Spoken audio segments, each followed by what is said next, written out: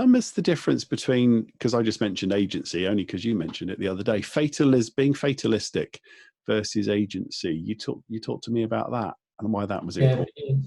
There's a difference between resignation and acceptance. I think that's how we kind of got onto it, isn't it? It's that thing that, well, a classic example obviously is the pandemic. We can't do anything about it. We're in shutdown. We're in our homes. It is going to be what it is for, however long it lasts.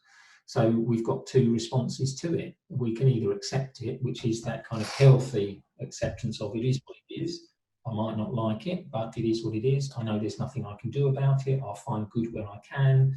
I'll, take opportunities if I get them, but I'm going to accept that this is the way it is right now, and that's okay.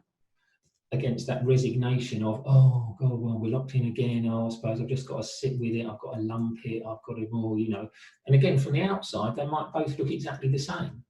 But internally, one is that genuine acceptance of it is what it is, and I'm okay with that. And the other one is that being resigned, fatalistic. Oh, what's the point? It's all gone wrong. There's no point to anything, and it leads off into those kind of very depressive and very self-destructive thought patterns, that kind of stuff.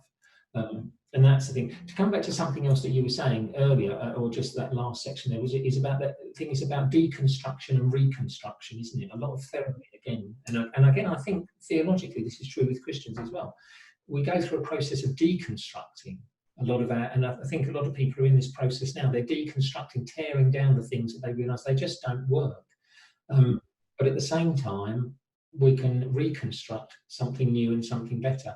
And partly with the pandemic, there's a difference between people who choose to embrace change and people who have change thrust upon them. So some people are looking at this thinking, I'm living a slower pace of life. I'm spending more time with my family, or assuming that's a good thing, of course. And so there's, some people are thinking, well, I can change, I can grow, I can do these things. That's good. Other people are being forced to spend more time with their family, forced to have a slower life, forced to do exactly the same things, but not liking it. And when we were talking Monday, I was saying about living simply. That's something that, I embraced several years ago, trying to just live a little bit more simply, be more simple, be time rich and money poor, all these kind of things, just to try and live that kind of life. So now that we're in lockdown, I think it's not affected me as badly as it has some people, because I was living more simply anyway. Now, for me, I embraced that change. I chose it. I pursued it. I, looked at it, read up on it, talked to people about it, prayed about it, lived it, eased myself into it. So that was a choice that I made. That was my agency. I decided this is who I want to be, how I want to live. This is what my life is going to be. So I have pursued that. Whereas other people now have been forced to live more simply. They've been forced to be time rich and money poor. They've been forced to evaluate their values and their principles, or their, all these things. And there is a difference between people who, if you choose to do something or if you're forced to do something. They are two very different ways of going about it. Yeah.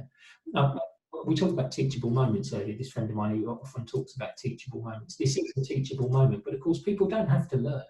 Any teacher will tell you, if you've got a class full of 30 students, you can teach, but that doesn't necessarily mean anyone's going to learn. And I think that's the point.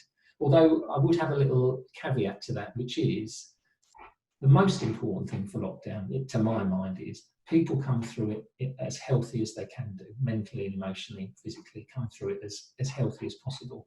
What they don't need is somebody else saying, well, you should be using this time to read your Bible every day and pray every day, and you should be doing this and you should be doing that, and just putting more pressure on people. Where for some people, actually just getting through the day with some semblance of sanity is maybe a little bit more than they can sustain right now. So it's entirely up to what people do. I'm not, trying to put pressure on people. I just think there's an opportunity for people, if they're in a good and healthy place to do it, to reinvent themselves. So I was talking to some people about, the new normal. We're all talking about that, aren't we? When it's all over, what do you think the new normal will be? And there was that sense, again, talking about fatalism, that some people had that very fatalistic, well, it'll just be whatever we're told it is. It'll be whatever the government decides it is. It'll be whatever, I don't know, these mysterious forces out there that control us will decide the new normal is. But other people are looking at it thinking, with a sense of agency. This is what I'm going to do. I'm going to work less. I'm going to spend more time with my family. I'm going to do this, and sort of owning it, dealing with it, being proactive rather than reactive, and just saying, yeah, this is, I've decided that I want my life to look more like this. I've got a friend who's been commuting up and down to London, and now that she's not doing that, is realising just how many hours a day she spent on a train, how physically tired she was at the end of the day. And whereas, yes, we all need to work, and so there's some people have more freedom in that area than other people do. So I'm not laying it universally over everybody. Just for her, she's decided once this is all over, she's either going to work from home a lot more, or she's going to change to a more local job, because recognising that work-life balance was out of whack. So for her, that's more agency-driven, post-pandemic life. But other people haven't seemed to make that connection that actually we can choose what kind of life within reason. I appreciate, there's arguments, pros and cons to how much change people can make. But we've all got a certain amount of agency, and it's whether or not we embrace it and use it and try to be proactive in life. Yeah, I've been talking to a few friends who, we live right on the outskirts of London, and lots of people that work in it. And I'm hearing that from all. I'm going, everyone knows they're busy. They're in the rat race and they chase around things. And if they've got kids, they put them in 500 clubs. And then there's all these lifestyles that go with it. And I'm hearing that a lot from people going, it's not that we don't teach about that in church and talk about it, but when this has happened, people are suddenly going, why do we do that? It's really hit them now that the